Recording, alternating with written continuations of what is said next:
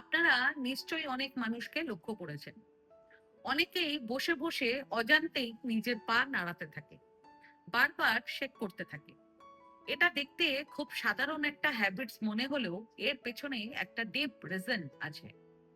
মানে অবচেতন ভাবে মানুষটা কেন এমন করছে তারও একটা স্পেসিফিক কারণ আছে। এখন যদি আমরা বৈদিক অ্যাস্ট্রোলজি বা মডার্ন অ্যাস্ট্রোলজি দেখি, তাহলে দেখব প্রতিটি বডি পার্টের সাথে একটা গ্রহের কানেকশন আছে। ঠিক সেইভাবেই আমাদের পা রিপ্রেজেন্ট করে শনি গ্রহকে।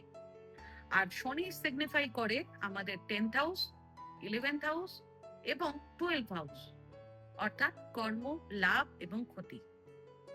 এখন বিষয়টা একটু বুঝুন।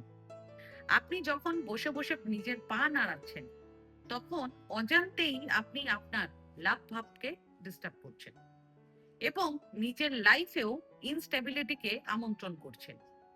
এই ছোট্ট হ্যাবিটটাই আপনার গ্রোথ এবং স্টেবিলিটির ওপর ইম্প্যাক্ট ফেলছে। তাই খুব ইম্পর্টেন্ট, আপনি অবচেতন ভাবে নিজেকে অবজার্ভ করুন এবং চেষ্টা করুন যেন এই হ্যাবিটটা কন্ট্রোল করতে পারেন। কারণ অ্যাস্ট্রোলজির মতে এটাও ইন্ডিকেট করে যে এই ধরনের মানুষরা জীবনে যা কিছু গেইন করে তার কিছু না কিছু অংশ আবার হারিয়েও ফেলে।